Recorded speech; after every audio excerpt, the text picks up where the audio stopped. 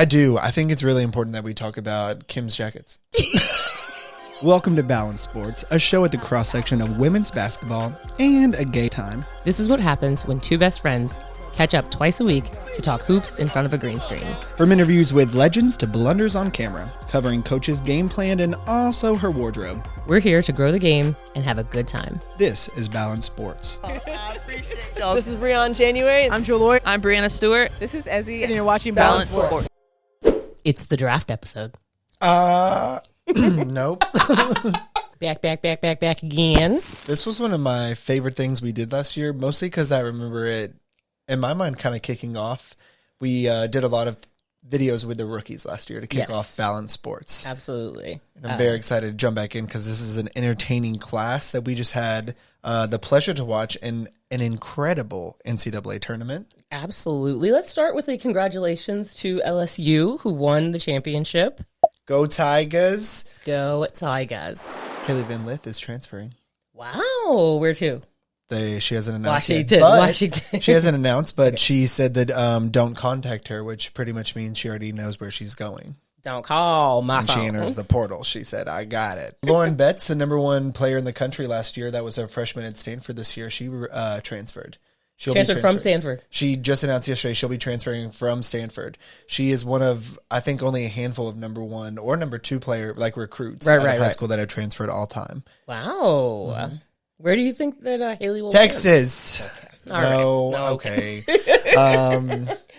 I really see her, I don't know why, I see her going to a school that in my mind like breeds WNBA players. I think she really wants to do that. I think she really wants to win a championship.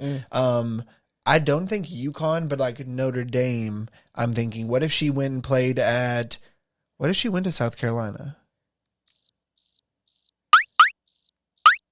I have no idea. This is what's really fun to me now about the portal. Mm-hmm. If you enjoy this, some people are really bothered by it, which is weird to me. Let these players, athletes do whatever they want. Absolutely. But it's become like a free agency. They're able to go wherever they want, go chase the title. Maybe Haley is like, I enjoyed Louisville this year, but I could go win somewhere next year. Tennessee, Texas. It was just entertaining top to bottom because we had, I feel like, polarizing athletes. There were so many more eyes on the women's tournament than ever before this year.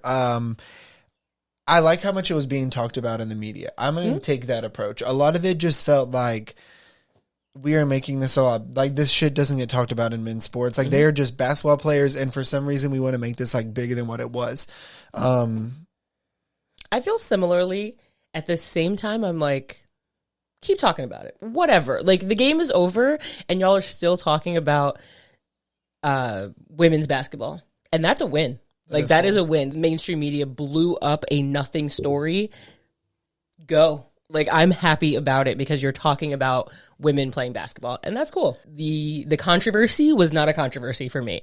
I enjoyed the game a lot. I never thought that Iowa was out of it. And I think that's because they have Caitlin Clark. I always thought, ooh, like she might get hot, even though they were up by quite a bit at certain times. Totally. So I was really into the game, and I'm happy that people are continuing to talk about the game. It was an incredible championship game. I really didn't know if LSU had the offense to match Iowa. And their players coming off the bench hitting those shots was ridiculous. It gave me goosebumps. It was so fun to watch. We got to watch Caitlin Clark have that triple-double 40-point mystery rebound. Mystery rebound off the backboard in Seattle. So that was just incredible to get to see her. I don't know how many college players I've ever seen before where every time they shoot, I've thought it's going in. It just felt like you knew it was going to be a bucket. Yes, and you want players like an Angel Reese, like a Caitlin Clark, who are entertainers. They're so fun. Yes. They talk about it. They banter. Yes. I mean, they get it. They're like competitors. Yes. Yes, you want that. It's exciting for the game. But none of them are going to the draft. So facts. So we're going to be drafting the player as though I'm the GM for the team that I'm going to be drafting for. Correct. We are only drafting for the first round, so you only see 12 players coming off the board. That also means that there are 5 teams that we will not be touching at all. That is the Chicago Sky, Connecticut Sun, Phoenix Mercury, the New York Liberty, and the Las Vegas Aces. I, as acting GM for the Indiana Fever. Come on, Lynn Dunn. I will be selecting Aaliyah Boston as a Shock. shock to no one. Yes, 6'5" post. Every accolade in the book. Aaliyah Every Boston accolade. is, in my mind, as pro-ready you can be coming out of college. Absolutely. She is who you thought she was. I really wanted her to get another championship. I'm not going to lie. If you were to ask who I was rooting for outside of Texas, then I wanted Aaliyah Boston to win that really badly. I wanted Dawn for her like legacy and for them to be like, this is for sure a dynasty. Not that they're not, but championships do help that when those conversations come up. Absolutely. It's kind of hard to be like, yeah, we're a dynasty. We won one like that one time. I mean, our volleyball team has said that. So next on the draft board, we have the Minnesota Lynx. I will be taking out of Maryland Diamond Miller. Excellent selection. Absolute hooper, long guard. I feel like she was able to create a lot for herself in the tournament. This in Minnesota could be really exciting to me, maybe with Napheesa Collier. Just think of them like really young. They could get up and down the court really well. Yeah. She's got a great Euro step. She can spin, and she can draw the fouls. So This is a roster that she could get some good playing time and really kind of develop and be a promising young rookie. I'm taking Diamond Miller at number 2 for Minnesota. Dallas Wings. Who are you taking? I'm taking Jordan Horston. Whoa, okay. Out of Tennessee. Why are you taking Jordan Horston Because to she Dallas? is, in fact, a big wing, which is what Dallas needs. The Athletic and Sabrina Merchant said, Jordan and Haley's statistical profiles at the end of the season make more convincing cases for Horston. Horston outpaced Jones in scoring, assist percentage, offensive rebounding, turnover percentage, steal rate, and block rate. And that's why I picked her. She's really a complete player. At times looked indefensible. Like that Tennessee team with her and Rakia Jackson that looked like it's WNBA They're talent. ready. Yeah. I am the Washington Mystics. I'm taking Haley Jones here. I love that fit for them. I feel like, if it would have been old Coach T is not how I want to say that. If it would have been senior Coach T, not junior, who's the new coach, I'd have been like, I just don't know how he develops players. I know Coach Senior T. Senior T. You know where he at. You know, I won't ever stop doing that. Here, where a lot of people are saying that Haley Jones is going to slip. I don't see her slipping much past here. And if she didn't go to DC, I'm thinking that ATL's taking her at 6. Boots. I can't see her going any lower than this.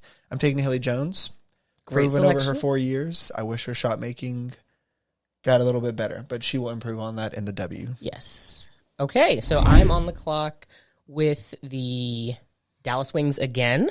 Maddie Segrist out of Villanova, the 6'1" big wing. She's got a 6'2.5" wingspan, shot creator. She's a package. She's a package. I actually looked up her three-point shooting because watching her play felt like she was really effective in the paint. So I was curious to see what her three-point shooting was going to be. And I'm impressed. She shot 36% this year, and her usage was just insane. I mean, if you watched that Villanova team, you were expecting her to score every time, if not every other time down the court. you now have the 7th pick with the Atlanta Dream. Who are you pairing with Rhyne Howard? Get that girl some help. Stephanie Soares. Whoa, okay. She was a great post player out of Iowa State who unfortunately tore her ACL this season, so she's not anticipated to be available for Atlanta. So this pick is most likely a pick for the future. For the Indiana Fever. See, and here's honestly what's happening is I'm like, this is the player I'm going to go with, and I want to pick them for the Storm. See, that's why I haven't chose a couple, because I want them for the Storm. With the number 7th pick, I am picking Letitia Amire out of South Carolina. Literally every single position. This is a player that Dawn Staley has said, I don't know if I've ever had such a versatile player on my team. The thing that I just don't like doing is sending people to Indiana. There, I said it. I think they need a strong defender. You asked earlier, like, what do they need? I think they need a defender. They got shooters. They got Aaliyah. They got Aaliyah. And you're sitting her now with her South Carolina friend. I love that. We do love that, but I feel like that's something very similar that happened last year.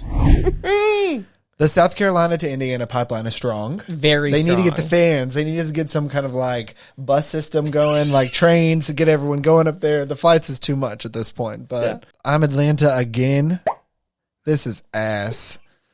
I'm trading this pick first and foremost. Can you do that? We did not discuss this. I'm trading it to you. It's yours now. You have to do something now. I'm going Bria Beal here. Okay. Bria Beal heel. Bria Beal heel. Defensive minded, big guards. I feel like Tanisha Wright's system, they want to play more gritty defense. I think she'd really have to fight for this to get a roster here, honestly, because the knock on her has been her offense. But I feel like she improved that her senior season, and I'm going to go with Bria Beal. Bria Beal heel. At your number 9 spot, we have the Seattle Storm.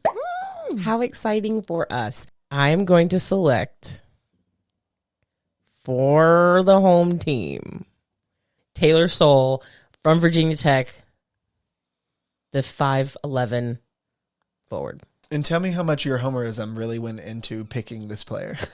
Okay. They're doing 3D chess, okay? They're out here making moves that y'all didn't even think about, okay? That's how Seattle likes to move. We're not basic. That was beautiful. Thank you. Los Angeles Sparks. I am going to draft Ashley Jones out of Iowa State. Great. This is a shooting guard. They would have had Kalu Samuelson this year. There is a world where Ashley Jones fights for a spot on this team and is just that knockdown 3-point shooter. There's a place for you anywhere, maybe, if you try hard enough and grow a couple inches and get a little faster, better at your defense, shoot a little stronger. It sounds like a cheer is happening. It was. I'm rooting for you. We're all rooting for you. Dallas is going to get Grace Berger. Dallas would draft someone named Grace Berger. Honestly, that feels so Dallas. They need a shooter, and they need a ball handler. And I'm going to go with Grace Berger. I actually think Grace Berger, this is a great fit. I'm going to go with that. Congrats, Grace Berger. And for the final pick in the first round of the 2023 draft, we have the Minnesota Lynx. Zia Cook. Fun guard. Enjoyed watching her play out of South Carolina. At times, it felt like she was the offensive guard on that team. Mm-hmm. I think she could be a good scorer. She's really fast, able to create her own shot. How well do you think she fits in Minnesota? This is another one of those teams to me that we had on the bottom, and so the roster just feels like a jumble. Like, I think there's going to be a lot of opportunity on some of these teams. If you came in and had a great training camp or you played really well the first couple games, maybe you've earned yourself a spot. All right. Competition's going to be tough. So that is our mock draft. Please let us know how terrible we did.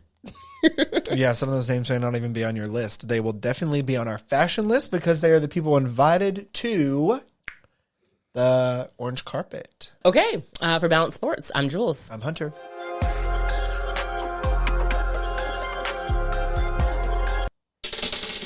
I love me. I fucking love me. It's a 6. It Doesn't count. Will it translate? We don't know. Me don't know. I think there's other players out of Iowa State who have also been prolific tall guards. That's right. She. You still, there's time to move around. You still, there's a clock ticking on the draft right now. There's a couple of names that I was like, yeah. That we, Do you want me to sing her. that?